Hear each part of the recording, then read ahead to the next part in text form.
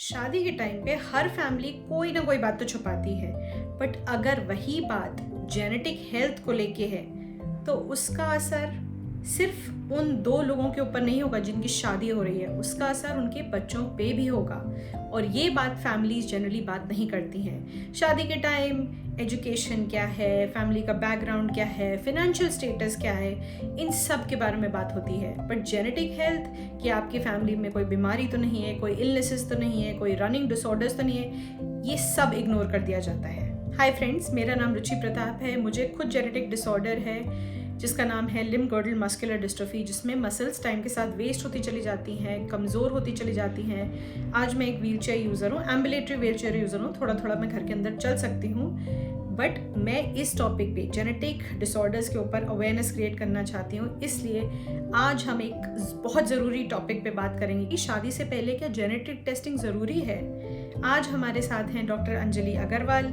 Doctor Anjali Agarwal एक lifestyle consultant हैं, women's health specialist हैं, EDS and hyper mobilize specialized physio हैं। डॉक्टर अंजलि ने इंडिया और यूनाइटेड किंगडम दोनों में बहुत काम किया हुआ है and she is based out of Hyderabad. So अब बिना कोई टाइम वेस्ट किए डॉक्टर अंजलि से मिलते हैं और जानते हैं कि उनके एक्सपीरियंस में जेनेटिक टेस्टिंग की वजह से कैसे फैमिलीज इम्पैक्ट होती हैं, जेनेटिक टेस्टिंग होती क्या है, जेनेटिक डिसऑर्डर्स क्या होते हैं, इन सब चीज़ों के बारे में हम जानेंगे। Stay tune till the end, और हमारे इसके बारे में और भी एपिसोड्स आएंगे। So guys please follow, subscribe and stay with us, and please do share and comment. अगर आपको कोई क्वेश्चन है तो प्लीज़ आप कॉमेंट्स में डालिएगा।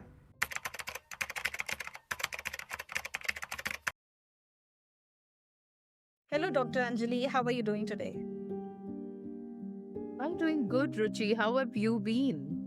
I'm good and I'm so happy that we are connecting today. मुझे इतना अच्छा लग रहा है कि आपने मुझे रीच आउट किया और आपने ये इनिशिएटिव लिया कि आप इस टॉपिक पे बोलेंगे, and this will be very very helpful for our audience to hear. So I will directly jump into the question, क्योंकि मुझे पता है हमारी ऑडियंस को ये टॉपिक बहुत ज़्यादा पसंद है। इसके बारे में मेरे पास ऑलरेडी काफ़ी सारे क्वेश्चंस आ रहे हैं, तो इट्स बेटर कि हम इसकी सारी परतें खोल दें आज। ठीक है, तो पहला मेरा क्वेश्चन मैम ये है कि जेनेटिक डिसऑर्डर्स आखिर होते क्या हैं?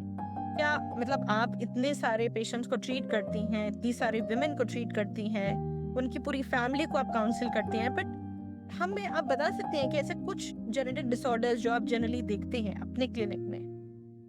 So, जेनेटिक डिसऑर्डर्स में सबसे ज्यादा जो पेशेंट्स मैंने देखे हैं वो है muscle dystrophy cases, Marfan syndrome, ADS, hypermobility, Lynch syndromes.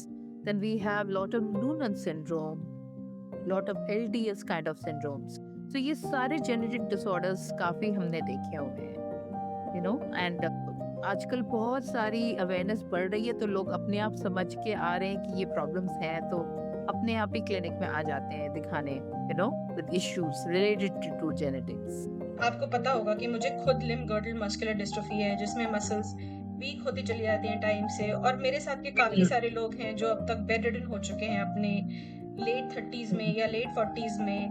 तो आप क्या बता सकती हैं कि कुछ ऐसे डिसऑर्डर्स जो कि लाइफ थ्रेटनिंग हो सकते हैं? सो रुचि, सारे जेनेटिक डिसऑर्डर्स में सबसे बड़ा जो लाइफ थ्रेटनिंग हम देख रही हूँ मैं क्लिनिक में, इट्स लाइक वैस्कुलर EDS। इसमें क्या होता है, below the age of 40 there can be a sudden rupture of the blood vessel or aneurysm, आजकल इतना सुनने में आता है, अचानक से there has been a the aorta dissection, ये हो सकता है। Then there's Marfan syndrome again, it causes sudden deaths, sudden rupture of the arterial walls। Limb girdle dystrophy में हम लोग को लाइफ लॉन्ग क्रॉनिक पेशेंट के जैसे देखते हैं, because every limb is getting affected, their mobility gets affected. In the end, I see the respiratory muscles getting affected. So they can't breathe. They're constantly getting infections. So their effort to lead a life is also compromised. Okay? So there's so many issues attached with these genetic disorders. So we need to catch hold of them and save a life. That's the most important goal.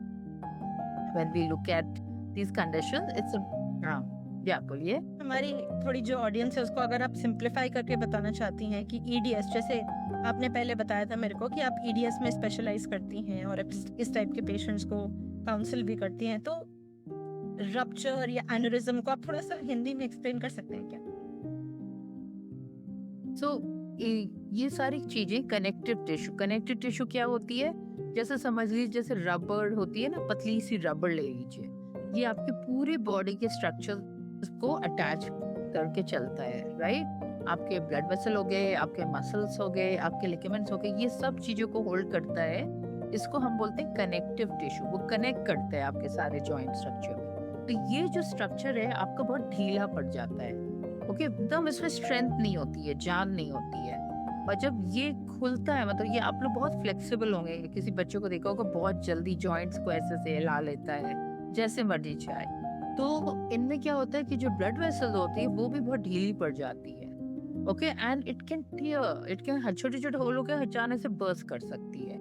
ज्यादा जोर से खांसने में हो सकता है, आपने कोई गेम खेला जैसे फुटबॉल खेला या बास्केटबॉल खेला या गलत एक्सरसाइज कर ली, उसमें भी हो सकता है, जस्ट हार्ट रेट बढ़ने से ये हो सकता है। तो aneurysm is the blood vessel के अंदर जो ब्लड वेसल है वो आपका अचानक से इट कैन रप्चर मतलब फट सकता है। तो ये सारी चीजें इसलिए बहुत इंपॉर्टेंट होती हैं, पकड़ लेना और जल्दी जान बचाओ, ये इंपॉर्टेंट होता है। Thank you, Doctor, so much for this understanding. This is quite required. So ma'am, अभी हमें समझ में आया कि जेनेटिक डिसऑर्डर्स क्या होते हैं, बट अगर हम समझना चाहें कि जेनेटिक टेस्टिंग क्या होती है, जिसकी वजह से कुछ लोग पता लगा सकते हैं कि उनके जीन्स में क्या प्रॉब्लम है, तो अगर आप थोड़ा सरफेस लेवल पे बता सकते हैं क्विकली कि what is genetic testing? You need to understand and identify the actual gene causing you the problem. Okay, so genetic testing क्या करते हैं हम लोग, whole exome sequencing हम देते हैं पेशेंट्स को. So I refer them to a genetic counselor or a genetic scientist who will sit and look at several genes which can be responsible for their symptom. तो उनको अगर problem हो रही है कि उनका जॉइंट या कंधा बार बार डिसलोकेट हो रहा है, नी जॉइंट बार बार खिसक जा रहा है, राइट, या लिम्ब गर्डल डिस्ट्रॉफी या मसल डिस्ट्रॉफी में बच्चा चल नहीं पा रहा, अचानक से यू फील कि वो एक इंडिपेंडेंट बच्चा होकर अब नहीं मोबाइल है, वो पैरों को यूज नहीं कर पा रहा है, तो इसमें से कौन से जीन्स हैं, वो जो जीन्स आ रहे हैं वो मम्मी पापा कहाँ से आ रही हैं जीन्स, या एक जेनेटिक म्यूटेशन हो गया अचानक से, there has been a sporadic mutation, अचानक से म्यूटेट कर गया जीन कि एपिजेनेटिक्स के कारण हो गया। तो इन सब को हमको स्टडी करना पड़ता है, ये सारे जो जीन्स हैं। तो दिस विल आइडेंटिफाई कि आपके आगे से कैसे ये जीन्स आ गए आपके अंदर। अगर एक किसी बच्चे में है ये जीन्स, ये कहाँ से आए, किधर से अचानक से आ गए, या मम्मी पापा में थे या एंसेस्टर्स के थ्रू आ गए, कैसे आए, ये टेस्टिंग इज फॉर दैट। मैंने इस पे 2 वीडियोस बनाए थे क्योंकि मुझे खुद है और मेरा टाइप जो है लिम्ब गर्डल मस्कुलर डिस्ट्रोफी का वो रिसेसिव इनहेरिटेंस की वजह से आया। तो मैंने 2 वीडियोस बनाए थे, रिसेसिव और डोमिनेंट इनहेरिटेंस समझाने के लिए, तो वो मैं इसमें लिंक कर दूंगी वीडियो में। तो I think this will help our listeners about that. तो नेक्स्ट क्वेश्चन ये होगा कि ये जेनेटिक टेस्टिंग जेनेटिक साइंटिस्ट करते हैं, करेक्ट? तो इनको ये जो टेस्टिंग होती है इसमें कितना टाइम लगता है, क्या ये ब्लड से होता है, मतलब एग्जैक्टली होती कैसे है टेस्टिंग ये testing generally we refer them to the genetic experts and all. तो उनके लैब्स होते हैं and they usually take a tissue, a swab from the cheek also, and they can do a blood testing also, but इसमें time लगता है because they have to do several studies of parents का करके, siblings का, all your family members, both sided, they get the whole rough idea of what is the disease actually showing as symptom. But this coming from both parental side to a child, so ये सारी testing इनके labs में होती है, but it's a time taking process, not like कि आज करा कल आ गया, it'll take a month's time or 2 months time also, depending on how your genetics are basically. I would say कि आप जब आप ट्रिपल मार्कर्स टेस्टिंग प्रेगनेंसी के तरह करते हैं एक माँ का जब वो प्रेग्नेंट होती है, right, but it's not important कि आप हर बच्चे का जेनेटिक टेस्टिंग कराओ। It's not, we should not become paranoid about it, but at the same time we should be aware of it. So there's a 2 difference. We are informed, but we are not paranoid. These are 2 things about it. सो क्या होता है कि अगर आपके family में किसी को कोई सिम्टम नजर आ रहे हैं, जैसे कि बच्चा चल रहा था, अचानक से चलना बंद हो गया, उसके पैर की मसल बहुत वीक हो गई, अब नहीं उठ पा रहे, इसलिए हाइपोटोन हो गया है, मसल में कोई स्ट्रेंथ नहीं रही है, that can be pointing towards dystrophy, muscle dystrophy. और अचानक से you are seeing certain recurrent miscarriages हो रहे हैं किसी फैमिली में, there has been history of sudden death, there has been history of sudden dislocations, shoulder dislocate हो रहा है, नी डिसलोकेट हो रहा है, और फिर आपको दिख रहा है कि अचानक से 40 45 50 इयर्स में अचानक से हार्ट अटैक आया, and there's been certain incidents of that, or there's been a history of hernia, बहुत सारे inguinal hernias होते हैं, abdominal umbilical hernia हो रहा है आजकल, बहुत सारी ये चीजें can be genetically connected। तो सब लोग आजकल एक वो बना के चले कि there's been a thing about, oh, it's a look wise issue with hernia। It's not about the looks, it's not about looks, it's about genetics, because the genetics can be responsible for your hernia। So look at all these things, and that's when we think, okay, your life is affected, your quality of life is being affected, and we think कि parents से कुछ तो symptoms आ रहे हैं, मिल रहे हैं, father से भी, mother side से भी, grandparents side से भी। That's when we ask, okay, let's do a genetic testing, because we can safeguard them from any unnatural deaths like certain cardiac arrest or aneurysm, or the quality of life can be changed because they'll not have heart issues or lung issues that way।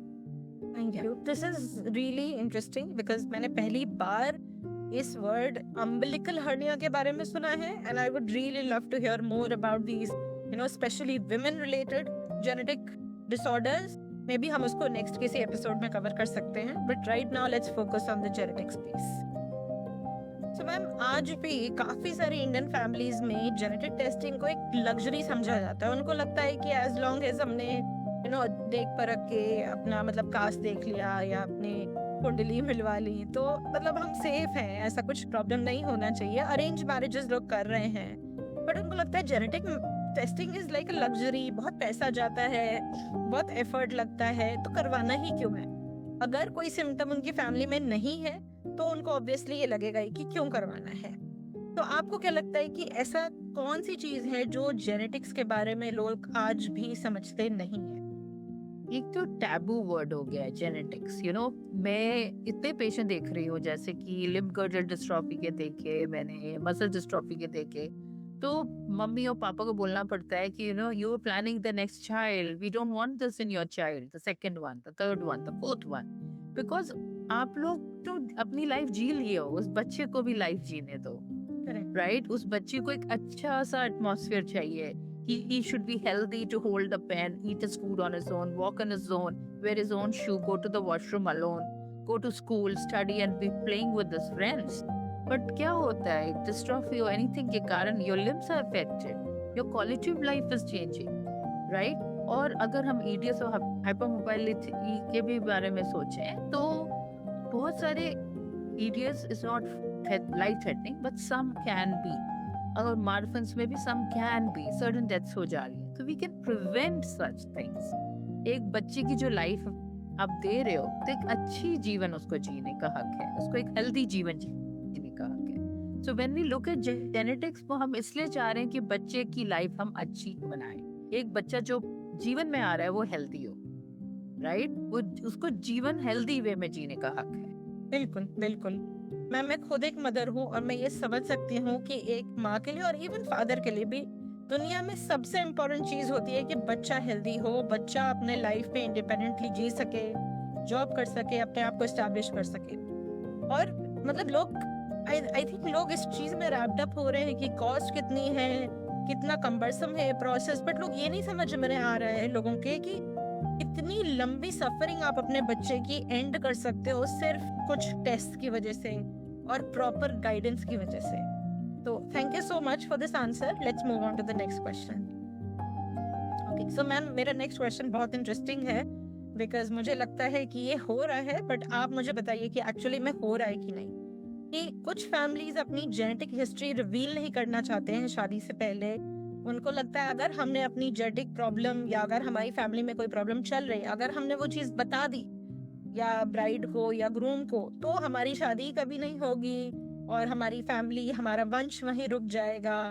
तो आपके सामने कोई ऐसा case आया है जहाँ पे आपको ये बात आपके सामने आई है? So yeah, Ruchi, that's a very valid question. I have seen so many families and एक किस्सा याद आ रहा है मेरे को कि जहाँ पे जो बॉय है, जब आप अपना मैच मेकिंग कर रहे हो, राइट, आप अपनी इंट्रोडक्शन भेजते हो, राइट, प्रोफाइल भेजते हो एक लड़की के पास, या लड़की भेजती है अपना प्रोफाइल, तो उसमें आपको मेंशन करना चाहिए कि नहीं चाहिए? एक क्वेश्चनेबल थिंग होती है कि अब आगे क्या करेंगे, आगे शादी हो पाएगी कि नहीं अगर मैं ये रिवील कर दूंगा कि मेरे फैमिली के अंदर लिम्ब girdle dystrophy है. So this boy, apparently being a doctor, did not reveal this to the girl's family that the mother had limb girdle dystrophy. Now obviously when you're meeting somebody, you have to reveal everything beforehand, right? आपको पहले ही बोलना चाहिए था, but नहीं हो रहा है आजकल. Some people, they don't want to reveal this. And obviously the girl is intelligent, found out, okay, there's something going on. And then if the girl says, okay, I will not proceed with it, the boy takes it as an ego issue. As a family members of the boy feels, it's not right. How can this happen? How can this, be possibly happen? The girl is thinking not just about marriage, is thinking about the progeny being healthy, right? And or as a doctor or as a human being, we have the right to bring life which is healthier. We are not supposed to bring life and make them suffer. You should be talking it out openly as a couple. It should never be a boy की family में है तो girl को suffer करना है, या girl की family में है boy को suffer करना है. Really talk about it, because आजकल कितने modern techniques आ गए हैं. You can do IVF, you can do, so many genetic studies, do adoption, so many things you can do. If इतना प्रेम है, प्यार से शादी कर रहे हो तो वो अलग बात है. You got to be life partners of each other, but not fooling each other, not trying to hide facts from each other. That's so important. Yeah. Ma'am, this is a very interesting topic, but I think हम लोग को थोड़ा सा इसके बारे में भी और डिस्कस करना चाहिए. But let's see. बट मैं थोड़ा सरप्राइज्ड हूँ कि एक्चुअली फैमिलीज में हो रहा है कि लोग अपनी जेनेटिक हिस्ट्री को ऐसे अपने से बहुत क्लोज रख रहे हैं. उनको नहीं समझ में आता कि उनके खुद के बच्चे इम्पैक्ट होंगे. मतलब क्या उनको एक्सप्लेन करने के बाद भी ये बात समझ नहीं आती है क्या?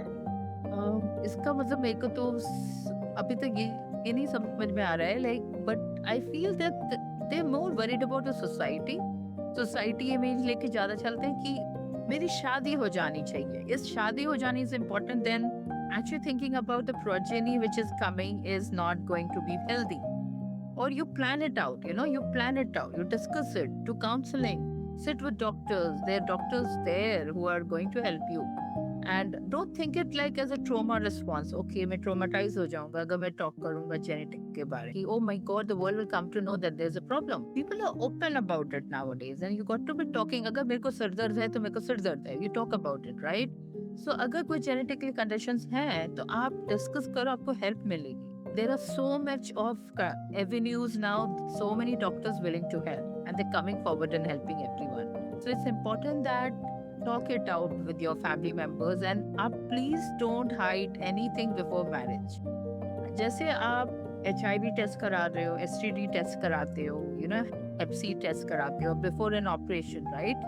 You don't hide anything to your doctors. Why do you hide things from your life partners? You shouldn't be hiding it at all. 100% correct, and I so agree with you on that. मैं आपको बताना चाहूंगी यहाँ पे कि मेरी community में एक लड़की है, उसको पता था कि उसको LGMD है, और उसने ये प्रिकॉशन लिया कि उसने जब शादी करी तो भी अपने पार्टनर को उसने सब कुछ बताया, क्लियरली बताया, और उसके बाद उसने अपनी जो भी ऑफस्प्रिंग, जो भी चाइल्ड करना था उस टाइम पे उसने बिल्कुल रिस्क नहीं उठाया. उसने अडॉप्ट किया अपनी बेटी को. तो when you know कि तुम्हारे साथ कुछ हो रहा है, you do not want your child to suffer like that, right? तो अगर आप जेनेटिक काउंसलिंग करवाते हो तो आपको पता है कि आपको प्रिकॉशन लेना है फ्यूचर में. आप नहीं चाहोगे कि वही जीन हमारे बच्चों में और हमारे बच्चों से नेक्स्ट बच्चे में, नहीं, हम वो चाहते ही नहीं है. So thank you so much for this answer, and I think we'll move on to the next question now. Okay, so ma'am, मुझे ये क्वेश्चन पूछना था कि जैसे मुझे LGMD है, जब मुझे खुद मेरा टेस्ट हुआ, डायग्नोसिस हुआ, उसके बाद इसके बारे में मैंने समझना शुरू किया, कई डॉक्टर से बात करी, तो मुझे अपने बारे में समझ में आया कि एग्जैक्टली मुझे अपनी हेल्थ को कैसे मेंटेन करना है. आई एम श्योर आपके पास भी जब पेशेंट्स आते होंगे तब आप उनकी काउंसलिंग करते होंगे, उनको प्रॉपर गाइडेंस देते होंगे, तो आपको क्या लगता है कि आपकी काउंसलिंग या आपकी गाइडेंस से उनकी जिंदगी में कौन सा पॉजिटिव चेंज आता है? मेन चीजें उनमें एक्सेप्टेंस आ जाती है कि ये कंडीशन है। अब ये ना, ऐसा नहीं कि आज बुखार है तो मैंने दवाई ली वो चली जाएगी, right? So when you know that there is the link of genetics, it's there, okay, and I have to empower them कि ये तुम्हारा भी ट्रुथ है। We need to develop a plan जो आपके लाइफ को और इजी और स्मूथ और ब्यूटीफुल बना, right? So every day you can't think oh ये कंडीशन मेरे को क्यों हुई। वो लोग सोचते हैं, you know, they ask me why me, why me. So I have to tell them always that let's move on, let's accept and move on and let's build from where we are now, right? अपनी अच्छा खाना है, अपना अच्छा पीना है, सोना है, एक्सरसाइज करनी है, फिट रहना है, एंजॉय करना है। तो इट्स नॉट कि ओके ये हो गया तो अब हम दुखी रहेंगे, नहीं, हमको एंजॉय करना है, हर पल कुछ एंजॉय करना है। जैसे आप कितना अच्छा काम कर रहे हो, यू स्प्रेडिंग अवेयरनेस, राइट? कुछ ना कुछ गोल बनाओ, मोटिव बनाओ and do something which you also love and you not think कि हाँ ये कंडीशन है। तो we work as a team together. उनके जो गोल्स होते हैं उस गोल्स को हेल्प करने की कोशिश करती हूँ मैं। एंड लाइक बहुतों को है कि दे कैन डांस, लाइक वो डांस करने जाते हैं, they have a problem with the leg is Penning, they feel lethargic, they feel painful, tired हो जा रहे हैं, बट बैठ के भी डांस कर सकते हो, राइट? ये ना, बैठ के भी डांस कर सकते हो। स्विमिंग जाना है, स्विमिंग तो इजीली आप कैसे कोई लेके जाएगा तब स्विमिंग कर पाएंगे, right? So many things are there. So goal oriented goals, आपका जो हॉबी ओरिएंटेड गोल्स है, राइट? लिविंग स्किल्स, लाइफ में आपको खाना बनाना है, इंडिपेंडेंट बनना है, राइट? किचन में खुद जाके अपना थोड़ा बहुत खाना बना लिया, चाहे व्हील चेयर में हो, चाहे आप स्टैंडिंग वॉकर में हो। तो ये सारी चीजों में हम लोग की हेल्प होती है and we make it a team. मैं तुम्हारी डॉक्टर नहीं हूँ, you are not my patient, ऐसे मैं नहीं बोलती, मैं we are a team, we are friends, let's talk like that and that's how it works, I feel so. Amazing, amazing. I mean I think आपके जैसा doctor हर किसी को मिलना चाहिए। आप मुझे पहले क्यों नहीं मिले? But I would agree to this point कि acceptance is the key to opening everything in your life. क्योंकि जब तक मैंने खुद अपने आप को एक्सेप्ट नहीं किया था, मैं अपना पर्पस नहीं ढूंढ पाई थी। अवेयरनेस तो बहुत दूर की बात है, मतलब मैरिज में भी ट्रबल्स थी, डिवोर्स भी हो चुका है, and I am raising my child also as a single parent. तो मतलब मुझे एक मोटिवेशन है कि मुझे अपने बेटे को अपने पैरों पे खड़ा करना है और उसको सपोर्ट करना है जब तक पॉसिबल है। I think that's my driving force and that's also one of the reasons why I'm trying to spread awareness, because I want people to talk openly about these things rather than, you know, अपने रिश्तेदारों से लोग नहीं बताते हैं, मतलब couple से तो बहुत दूर की बात है, मुझे लगता है लोग अपनी फैमिली में भी ये बात खुल के डिस्कस नहीं कर रहे हैं आज के टाइम पे, तो which is a very very difficult thing to deal with. So moving on to the next question. तो मैम नेक्स्ट क्वेश्चन उन कपल्स के लिए है या उन विमेन के लिए है जो आपके पास आती हैं और वो सेकंड टाइम फैमिली प्लान कर रही हैं, पर उनकी फैमिली में पहले बच्चे को ऑलरेडी, पहले या दूसरे बच्चे को ऑलरेडी कोई प्रॉब्लम है, तो उस टाइम पे आप उनको क्या एडवाइस देती हैं?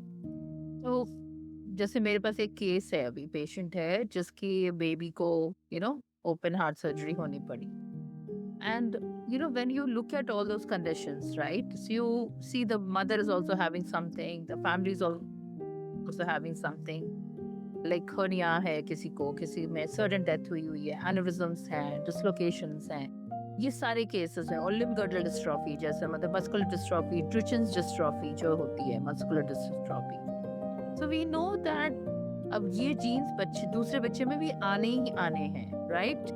If there's a cleft palate, right, there's a cleft palate, okay, there's all these issues are there, so we have to tell them that please, I'll refer you to the genetic counselor or a genetist before you plan for your second baby, because we want the second baby to be as healthy as possible. Now we know this first baby का ये genetically आया है, so we want second pregnancy to go smooth and good for you, so I'll definitely refer them. Most of them don't want to go to genetic counseling, most of them. If you go, you will, no, nothing is wrong, it's like God's mercy, So my goal is I am being a clinician who wants to help, and I want to help the progeny which you are planning to be healthy. My goal is more, not just today. I'm looking at 20 years from now how that child will be, right?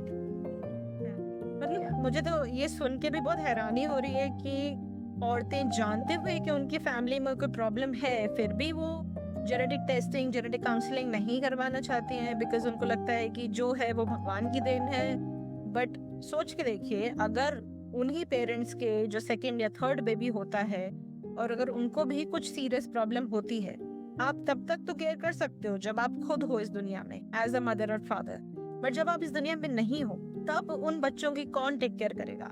मतलब ये question मैं हर parent से पूछना चाहती हूँ कि तुम आज अपने सुपरस्टिशंस को लेके तुम अपना कल परसों नरसों सब बर्बाद कर रहे हो। Who's going to be responsible for that? Correct, absolutely. Okay ma'am, so जो हमारा नेक्स्ट सेक्शन है वो रैपिड फायर है जिसमें हम आपको 3 सेंटेंसेस बोलेंगे और आपको बताना होगा कि ये मिथ है, ऐसा कुछ होता नहीं है, या फिर एक्चुअली में सच है। तो पहला सेंटेंस है कि जेनेटिक डिसऑर्डर्स सिर्फ उन्हीं फैमिलीज में होते हैं जहाँ पे पहले से कोई बीमार हो। ये मिथ है या सच है? ये वैसे तो मिथ है। फैक्ट ये है कि जेनेटिकली कोई जीन है उनमें प्रेजेंट, वेदर दे में भी सिम्टोमेटिक एक सिम्टम होगा, 2 सिम्टम होगा, but it got into the child with major symptoms. ये भी होता है। जैसे मैं अपने पेरेंट्स का ही अगर लेती हूँ एग्जांपल, मेरे पेरेंट्स दोनों बहुत हेल्दी थे, उनको चलने फिरने सीढ़ी चढ़ने में कोई दिक्कत नहीं थी, और मेरे को एक डिसऑर्डर है जिसमें मेरे को व्हीलचेयर यूज करनी पड़ती है, उठने में, बैठने में, सीढ़ी चढ़ने में, सब में बहुत प्रॉब्लम्स है। तो I think what you are saying is absolutely correct. कुछ ऐसे डिसऑर्डर्स होते हैं जो बहुत डीप हिडन होते हैं। मतलब मैंने अपनी दादी से पूछा कि आपको पता है कि हमारे फैमिली में ऐसा कोई डिसऑर्डर? उन्होंने कहा नहीं, हमारी फैमिली में कोई ऐसा था ही नहीं। तो मतलब कितना सरप्राइजिंग था मेरे लिए, मैं बता भी नहीं सकती आपको। ओके, सेकंड सेंटेंस है कि अगर एक खराब जीन सिर्फ माँ की तरफ से आता है तो ये माँ की गलती है। ये मिथ है या सच है? मिथ है। माँ की गलती नहीं, गलती क्यों बोलेंगे? It just happened, right? It's in the gene, so it's not her fault at all, and nobody should be blaming the mother, because हम लोग ये सोचते हैं कि मदर के अंदर का ये प्रॉब्लम आया है तो mother is responsible, father genes were good. It can be so many other reasons. Sporadic mutations can be there too. And ma'am सही मैं बता रही हूँ कि आजकल भी मतलब हम 2025 में हैं, फिर भी कितनी सारी फैमिलीज में सारा ब्लेम, सारी गलती औरतों की ठहरा दी जाती है कि नहीं इसमें कोई परेशानी होगी। अगर जेनेटिक टेस्टिंग हो रही है तो उसमें जीन्स में प्रॉब्लम माँ के भी हो सकती है, फादर की भी हो सकती है, राइट? तो I think it's just about that awareness, nothing else really. Okay, तो एक और बात है जो कि बहुत इंटरेस्टिंग है, थोड़ा सुपरस्टिशियस भी है, जो मैंने सुना है कि जेनेटिक टेस्टिंग करवाना मतलब अपनी खुद की फैमिली को नजर लगाना, कि हम जानना चाह रहे हैं, कुरेदना चाह रहे हैं कि एक्चुअली में कोई प्रॉब्लम है या नहीं है। हो सकता नहीं भी है, पर हम फिर भी अपनी फैमिली को खुद नजर लगा रहे हैं। ये सच है या झूठ है? ये झूठ है, ये झूठ है। हम जेनेटिक टेस्टिंग बस इसलिए कराना चाहते हैं, वी नीड टू अंडरस्टैंड। जैसे कि केसेस हैं जहाँ पे हार्ट डिजीज है, सडन हार्ट अटैक है या एनेरिज्म है, ये जीन्स दोनों आए, कौन से जीन रिस्पॉन्सिबल थे, बस यही हमारा वो है। हम लोग कुछ नहीं और आपके विषय में पता करना चाहते हैं। Awesome. तो मेरा नेक्स्ट क्वेश्चन ये है मैम कि आप एक विमेन्स हेल्थ स्पेशलिस्ट हैं, तो ऐसे कौन से जेनेटिक डिसऑर्डर्स हैं जो अपने विमेन्स हेल्थ से रिलेटेड हैं, जिनके बारे में आपको पता है, जो आप ट्रीट कर रहे हो या फिर आप काउंसिल कर रहे हो उन विमेन को? तो ऐसे कौन से वो डिसऑर्डर्स हैं या हेल्थ इश्यूज हैं जो genetically linked? You know, the first important thing which I see is pregnancy. Recurrent miscarriages होते हैं women में, जहाँ पे उनका यूट्रस बिठा नहीं पा रहा है बच्चे को. You know, the whole uterus is so weak, and that's one condition linked with the genetic disorders which I am, trained as specialized to treat in. And urine incontinence. A lot of women talk about incontinence, right? कि खांसी आई but now the word is okay, incontinence means एक exercise करो, Kegel करो, उससे ठीक हो जाएगा. But not many women can get help because that can be genetically linked with it. And also hernias, lot of umbilical hernia, inguinal hernia. जैसे delivery करी hernia हो गया. There's a common thing where after delivery, postpartum, 6 weeks के बाद diastasis होता है. The muscles in the tummy, they separate out. Okay, and there's a gap. The linea alba stretches. But that happens to most of the women. But majority of the cases जहाँ पे healing नहीं हो रही है, tummy एकदम sag होके droop होने लग गई है, hernia हो रहा है, एक के बाद hernia हो रहा है. These are all genetically contagious. There's a gene responsible for it.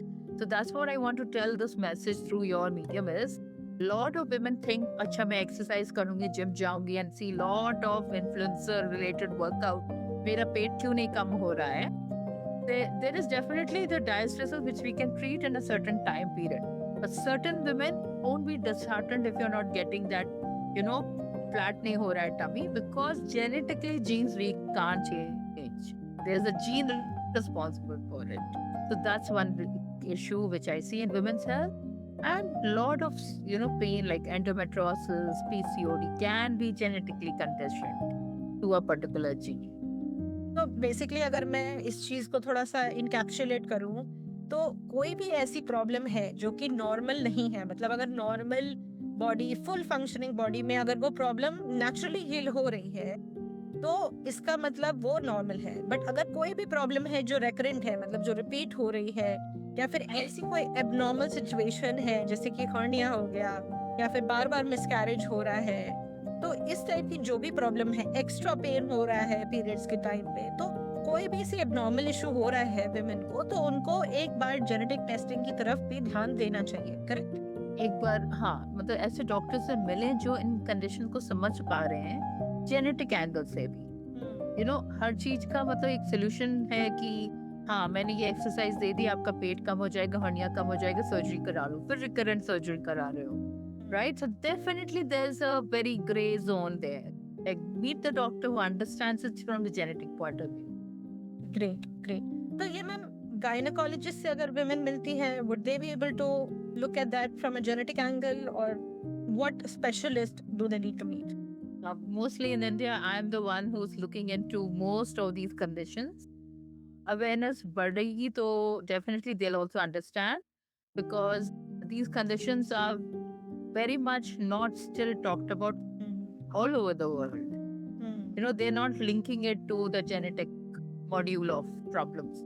Oh, there's incontinence, urine leakage. It's not genetic. Oh, it happens because you got pregnant and you delivered a baby.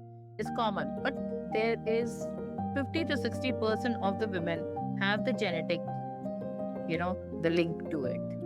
Yeah.